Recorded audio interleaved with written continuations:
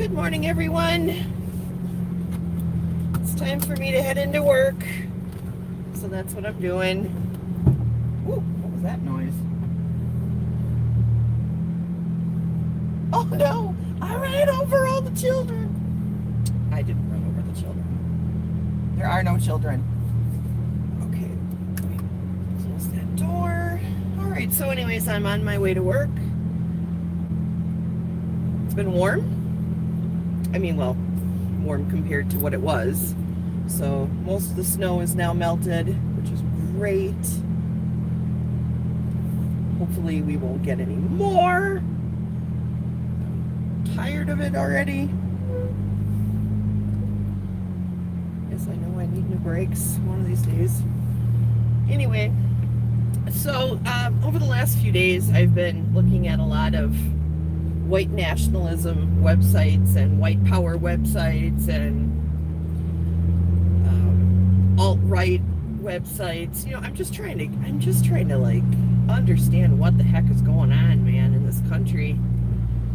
And in almost every instance, I am seeing like this same rhetoric over and over and over again. We need to protect the white race. We need to protect the white race.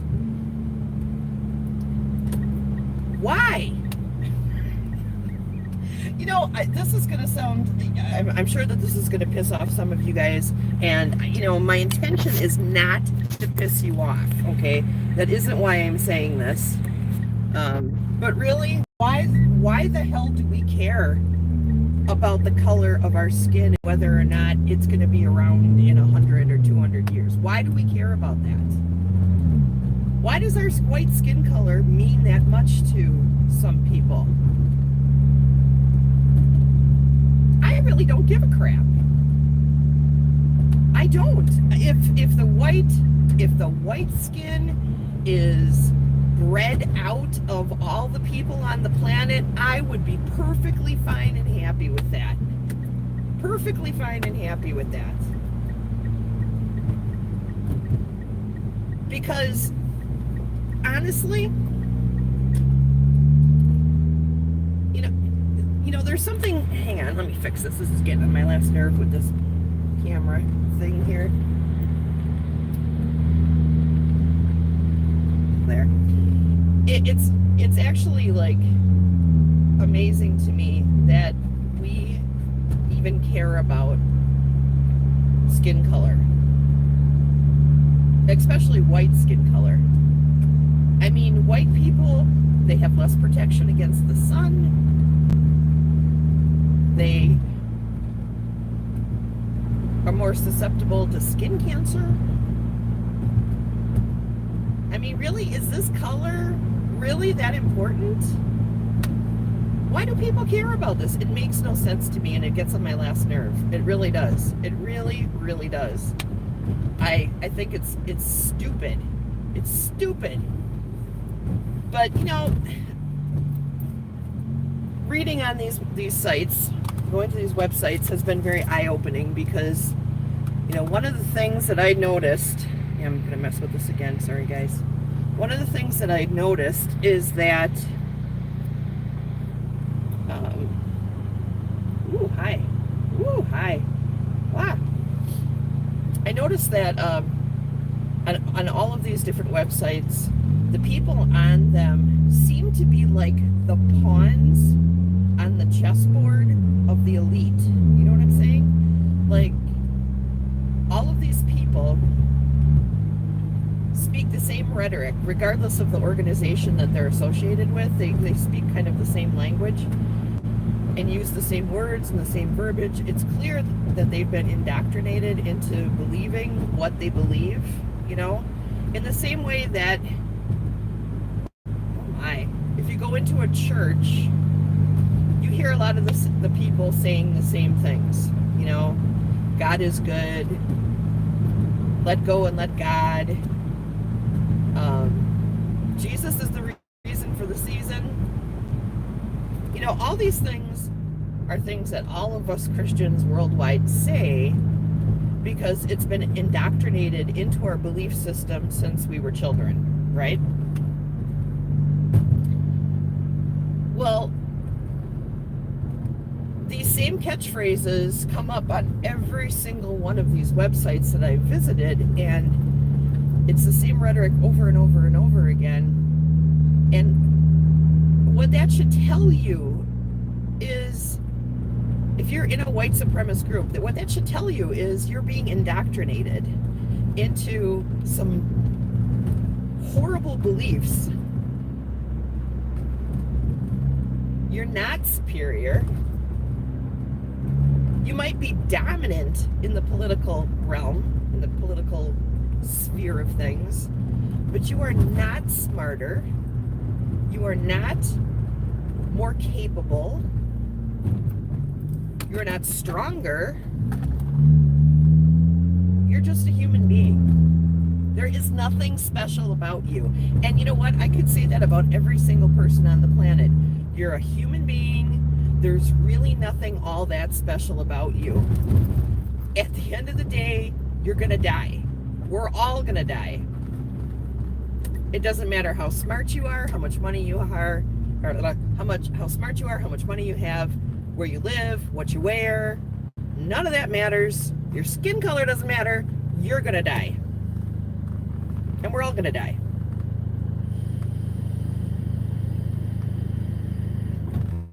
So stop looking for ways to make yourself special. Because you're not special. You're just a person. And everybody's just a person. And the color of your skin means nothing. Who cares if you're black or you're white? Who cares? Who cares? Why do we care about this so much? So honestly, I wouldn't mind if the white color of our skin is bred out of existence on this planet. I would be perfectly fine with that, because skin color shouldn't make a difference. It shouldn't make a difference. And yet we have institutionalized racism in this country that is, it's so bad it makes me feel violently ill. It really does. It really does. And I feel this way because I worry about Devontae, my son from another mother. I want this world to be like a great place for him to live in, to raise a family in. I don't want him to have to worry about being pulled over just because of his skin color, or being followed around stores. Hi, Jim. I mean, I've seen these things firsthand. I've seen him. I was with him when we were walking through Walmart. I was just talking to my friend about this last night. When Devontae first moved here, we went to Walmart to get some things, and we're walking around the store, and a Walmart employee literally followed us through the entirety of the store, from the beginning of the store to the end of the store. Didn't say anything to us, but kept a close eye on us the whole entire time. Was looking at what we were doing the whole time. And I'm like, what is this chick's problem? At first, it didn't even click in my head that we were being followed around because of Devontae. I thought, does she think she knows? Does she think that she knows us? Does she think that that I'm gonna shoplift something? I mean, what is going on here? Schlitz gives you the sheets. Yeah, I'm all Schlitz today. Oh, not me. I love Schlitz. I actually like mixing Pabst and Schlitz together. I know, I'm weird. But anyway, so Devontae, we were being followed around because of Devontae. I'm pretty darn sure of that. And he's been pulled over for no reason, absolutely no reason whatsoever. Just pulled over because he was in a white neighborhood. Because I live in a predominantly white neighborhood.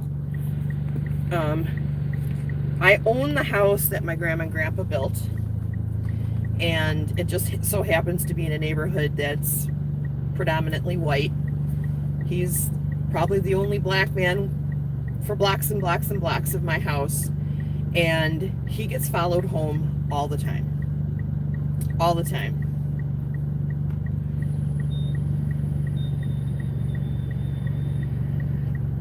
And that really pisses me off. It's happening a little bit less now. I think the cops who are in our precinct all know him now, so they're starting to leave him alone. They realize he's a good guy. He's not, doing anything. But if that's just one example. Hey, Chastity, how are you? All is good. It is. I'm just pissed off about racism. It's getting on my last nerve, so I was just bitching about it. Oh, it makes me so mad. Makes me so mad. And what about New Zealand? What do you guys think about what's going on in New Zealand now? The government has decided to ban all assault type rifles, and they're going to be collecting them. If you're not grandfathered in, if you have one, it doesn't matter if you've got a license for it or not, they're going to take it away. I mean, how do you guys feel about that? I don't know how I feel about that. I know they did the same thing in Australia not too long ago, or within the last decade anyways, and I know that in Australia their mass shootings went down to 0. There's none. And the crime rate has dropped by like 6% or something like that. Right, Chastity, I agree with you 100%. How are we in 2019 able to do all these great technically advanced things, right? We're sending things to Mars. We're landing orbiters on frickin' comets. We're conquering diseases left and right. Why is racism still a thing? Especially institutionalized racism, Why is that still a thing? Why do we care? Why the hell do we care about skin color anymore, guys? I don't understand. I can understand if you're black and you're concerned about, if you're black and you're concerned about skin color because you're the one that's receiving the racism and you're the one who's receiving the, you're being passed over for job promotions or jobs in general, and, your kids aren't being catered to as far as like education goes. You might have a really bright young black kid and a really bright young white kid, and the white kid gets more attention than the black kid. I mean, why is this still a thing? It's ridiculous, and there's so many examples of it. And you're right, Wisconsin prisons are full of young black men. Do you know why? I have a theory on this. Well, poor people, unfortunately, tend to be the ones that commit the most crimes. A lot of times it's out of necessity to try to feed their families or pay their rent, which sucks that we have to live in a world where out of high school you can't find a job that's a living wage job. We used to have that here in this country. You used to be able to graduate from high school, and if you were not a college bound person, and let's face it, not everybody is college material, okay?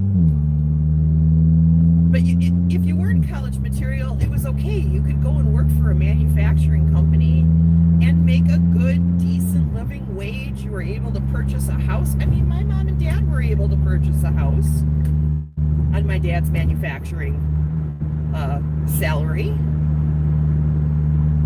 I mean, it wasn't a big house. We didn't have a lot of nice things, but we had everything that we needed. Everything. Because my dad was able to go right from high school into a job. That doesn't exist anymore.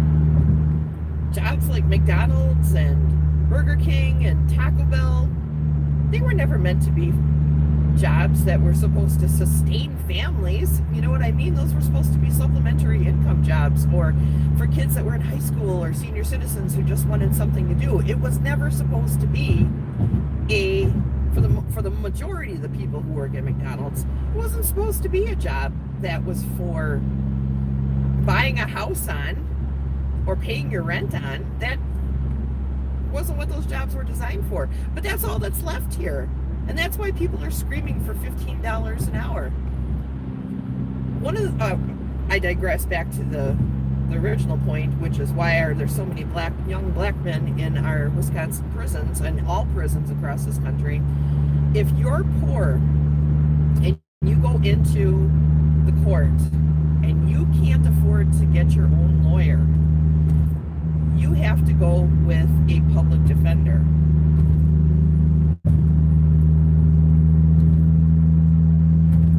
Public defenders do not have the amount of time necessary to adequately represent their clients. Because the prison system, yeah, public pretender, yeah, you're absolutely right. They don't have the time. They just go in, they stand next to their clients, they give them kind of a half-ass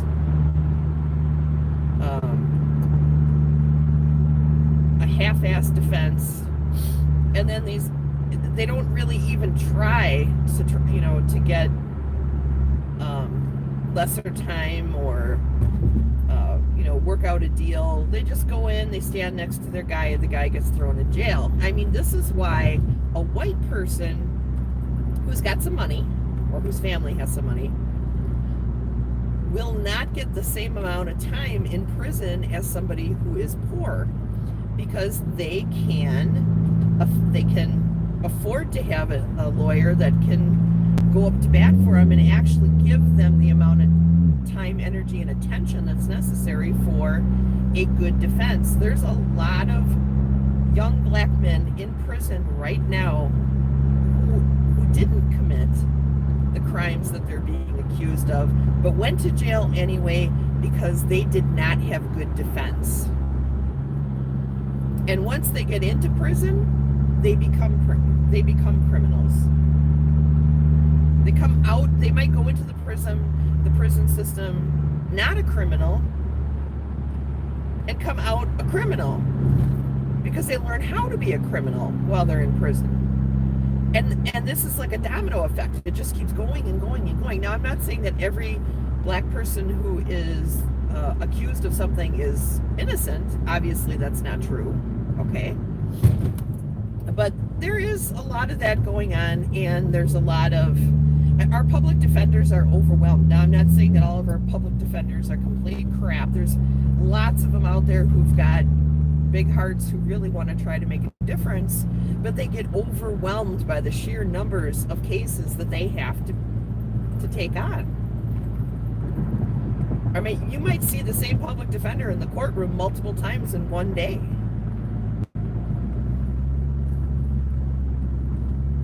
Yes, we do got to do better. You are absolutely right. You know, we need more jobs here. We need more.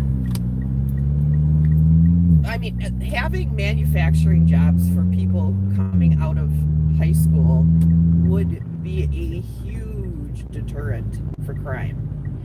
If these kids could get into a manufacturing job right out of high school, they're not going to join gangs. They're not going to get into trouble. They're going to be out there earning money, making money, buying stuff, contributing to society, and everything would be so much better. Would there still be gangs? Yes, there would still be gangs. There's always going to be gangs because there's always going to be bad people out there. But it certainly would help in keeping the people who are the good people from having to make that choice. And let's face it, it is a choice. And sometimes, you know, I have a friend who works here in Milwaukee as she works basically with inmates who are coming out of prison and entering back housing, help these guys get jobs, and kind of keep an eye on them for the first couple of years that they're out of prison in an attempt to keep them out of prison from going back to prison. And she said that in almost every instance, if these guys can land a halfway decent job as soon as they get out of prison, they don't go back.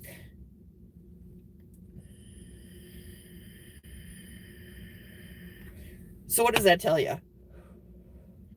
And also, these guys who enter into programs while they're in prison that help them with all different kinds of like life skills, like learning about money, how to do banking,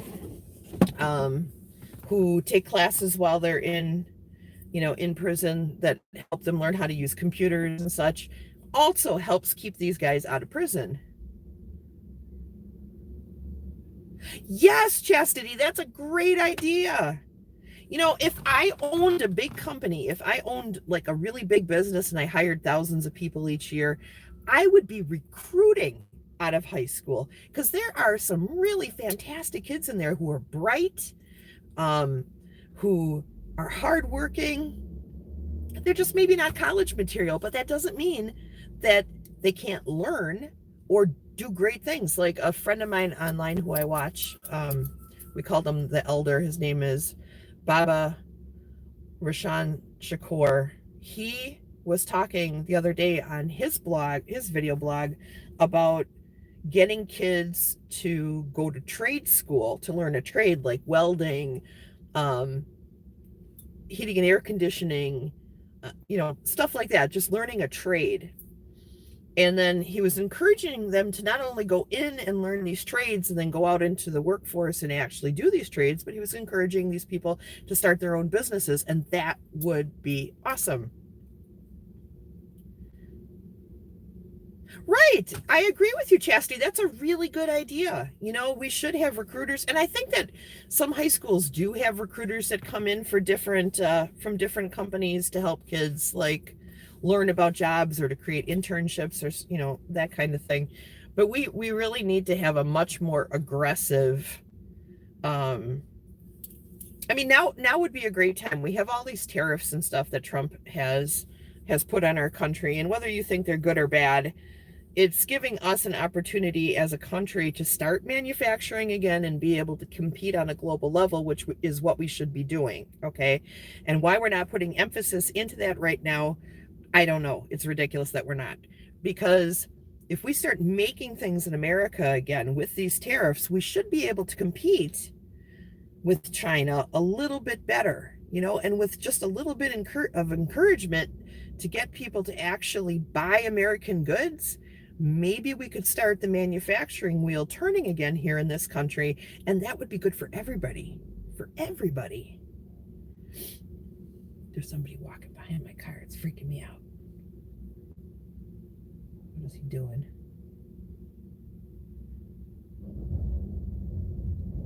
Oh, he's just moving the garbage cans. Okay, I was just like, why is there a guy behind my car? Because usually there's nobody here. Anyways, all right, guys. Well, I got to go to work. So I love you. Thanks for staying with me. Mwah.